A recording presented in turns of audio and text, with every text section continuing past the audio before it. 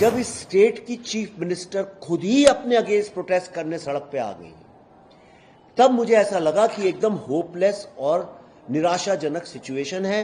वो ऐसे ही है जैसे कि पुलिस सड़क पे चोरों के अगेंस्ट प्रोटेस्ट करने आ जाए। जो यहाँ चीफ मिनिस्टर थे सोहरावर्दी, उनने जो यहाँ का अंडरवर्ल्ड था, माफिया था, क्रिमिनल्स थे जो बंदूक रखते थे, जो लोग बेसिकली ड्रगिस्ट, रेपिस्ट, जेब कतरे थे, उन लोगों के हवाले पूरा का पूरा प्रोजेक्ट दिया था कि किस तरह लोगों को मारना है। जितने भी ये पॉलिटिकल पार्टी के ऑफिसेज हैं छोटे छोटे डिस्ट्रिक्ट्स में, गांव में, तहसीलों में, ये सारे के सारे क्रिमिनल एक्टिविटी यहां से ऑपरेट होती हैं। मेरा सिर्फ एक ही मांग है कि ये पूरा का पूरा सिस्टम जो बंगाल का है पॉलिटिक्स का चेंज होना चाहिए। बंगाल फाइनेंशियल कैपिटल हुआ करता था इंडिया का, लेकिन आज 75 साल में हमने क्या खोया है इसके बारे में कोई बात नहीं करता है। जैसे एक जमीन जो जहां पे बहुत जमीन उपजाऊ होती है वो बंजर हो जाए, कल को अगर पंजाब की जमीन में गेहूं उगना बंद हो जाए तो सोचिए कैसा लगेगा।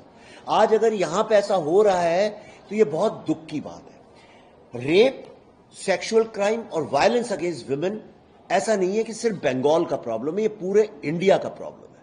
कभी यूपी में होता है, कभी कठुआ में होता है, कभी हाथरस में होता है, कभी उन्नाव में होता है, परसों बदलापुर में हुआ, कभी हैदराबाद में होता है, कभी चेन्नई में होता है। ऐसा कोई इंडिया में एक भी महिला, औरत, लड़की आपको नहीं मिलेगी, या उसके माँ बाप या उसके पति या उसके सहयोगी ऐसे नहीं मिलेंगे जो कि महिला या लड़की घर से जब निकलती है तो उसके दिमाग में ख्याल नहीं आता अपनी सुरक्षा को लेकर। महिलाओं के साथ जो हमारा व्यवहार है, बच्ची पता चलता है बच्ची पैदा हो रही है, अबॉर्शन कर देते हैं, कम उम्र में लड़कियों की शादी हो जाती है, दहेज की एक बहुत समस्या है, तमाम समस्या है। लेकिन मैं यहां इसलिए आया हूं कि बंगाल की जमीन में अगर ऐसा होता है तो बहुत गलत बात है।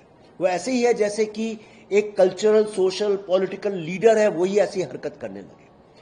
मैं रुका रहा जब यहां के डायरेक्टर को, आरजी कॉर्प के डायरेक्टर को ट्रांसफर कर दिया गया बाइज्जत। मुझे बहुत बुरा लगा, मैं रुका रहा। उसके बाद जब मां बाप को बोल दिया सुसाइड केस है, मैं रुका रहा। जब उनने एफआईआर लेट की, मैं रुका रहा। लेकिन जब इस स्टेट की चीफ मिनिस्टर खुद ही अपने अगेंस्ट प्रोटेस्ट करने सड़क पे आ गई, तब मुझे ऐसा लगा कि एकदम होपलेस और निराशाजनक सिचुएशन है। वो ऐसे ही है जैसे कि पुलिस सड़क पे चोरों के अगेंस्ट प्रोटेस्ट करने आ जाए। मैंने जितना भी रिसर्च किया है, आप भी कर सकते हैं, और ये ऐतिहासिक फैक्ट है कि जब 1946 में यहां पे मुस्लिम लीग ने डायरेक्ट एक्शन डे किया था, जिसमें 20,000 से ज्यादा लोग काटे गए थे, मारे गए थे, और मेरे ख्याल से हिंदुस्तान की हिस्ट्री में इससे ज्यादा रेप नहीं हुआ जितना यहां डायरेक्ट एक्शन डे और नोआखली में औरतों का हुआ है। उसके बाद, और ये हुआ कैसे, जो यहाँ चीफ मिनिस्टर थे सोहरावर्दी, उनने जो यहाँ का अंडरवर्ल्ड था, माफिया था, क्रिमिनल्स थे जो बंदूक रखते थे, जो लोग बेसिकली ड्रगिस्ट, रेपिस्ट, जेब कतरे थे, उन लोगों के हवाले पूरा का पूरा प्रोजेक्ट दिया था कि किस तरह लोगों को मारना है। और वहां से जो अंडरवर्ल्ड था वो पॉलिटिक्स के साथ जुड़ा, एक पॉलिटिकल नेक्सस बना, और अंडरवर्ल्ड जो है वो पॉलिटिक्स में एक बहुत इंपॉर्टेंट पार्ट बन गया। यही अंडरवर्ल्ड जो गुंडे, बेसिकली गुंडे लोग जो होते हैं, यही गुंडे, चोर, चक्के, मवालिया जो थे वो पाकिस्तान तो गए नहीं। कहां गए ये लोग? जब आजादी मिली तो उसके बाद जब गवर्नमेंट बनी तो पहले कम्युनिस्ट गवर्नमेंट्स ने उसको एप्रोप्रिएट किया, वो उनका वोट बैंक बन के काम करने लगे। फिर वो दो पार्ट में टूटा, स्टूडेंट्स नक्सलिज्म में चले गए, और इधर जो था ये जो इलेक्टोरल वोट बैंक है उसको कंसोलिडेट करने का काम इन लोगों ने किया। उसके बाद जब कम्युनिस्ट हट गए, कांग्रेस आ गई, तो ये सारा का सारा जो माफिया था, पॉलिटिकल माफिया, ये उनके साथ आ गया।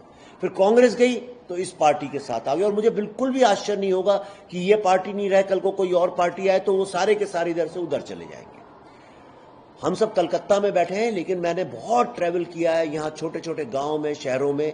मैं आपको अपने एक्सपीरियंस से बता रहा हूं, और मुझे कोई शर्म और डर नहीं है ये कहने में, ये सत्य है कि जितने भी ये पॉलिटिकल पार्टी के ऑफिसेज हैं छोटे छोटे डिस्ट्रिक्ट्स में, गांव में, तहसीलों में, ये सारे के सारे क्रिमिनल एक्टिविटी यहां से ऑपरेट होती हैं।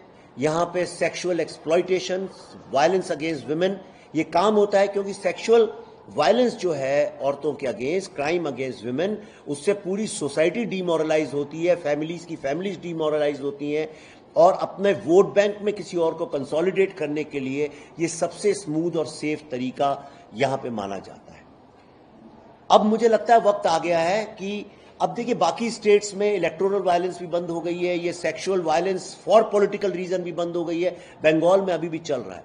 मेरे ख्याल से अभी वक्त आ गया है कि इसको अब चेंज करना चाहिए। मेरा सिर्फ एक ही मांग है कि ये पूरा का पूरा सिस्टम जो बंगाल का है पॉलिटिक्स का चेंज होना चाहिए, और यहां पे यहीं से इंडिक रेनेसांस और एक तरह का socio political and women empowerment का जो रेवोल्यूशन है वो एक बार फिर से शुरू होना चाहिए। ये सूखी बंजर पड़ी जमीन पे कम से कम हजारों लाखों बीज बोने चाहिए जो कि यंग लोग बोए, एक नई पॉलिटिक्स यहां से निकले, एक नए तरह की सोच निकले, और पुरानी वो कम्युनिस्ट और ये जो अभी चल रही है ये सारी की सारी पॉलिटिक्स बंद हो, और यहां पे इंडस्ट्रियलिस्ट लोग वापस आए, यहां पे आर्टिस्ट वापस आए, और जो लोग छोड़ छोड़ के बंगाल जा रहे हैं यंग लड़के लड़कियां वापस आए। हम जैसे लोगों को यहां के फिल्म बनानी चाहिए। लास्ट में मैं आपको एक बात कहना चाहता हूं कि मैं पूरे इंडिया में जब चाहूं जहां चाहूं कभी भी कोई भी फिल्म शूट कर सकता हूं, लेकिन 2 स्टेट्स ऐसी हैं जहां पे मैं शूट नहीं कर सकता। एक है कश्मीर और दूसरी है बंगाल। आप खुद सोचिए ऐसा क्यों है, क्यों लॉ एंड ऑर्डर ऐसा है कि यहां पे लोग फिल्म जैसी चीज शूट करने से डरते हैं। इसके बारे में सोचो।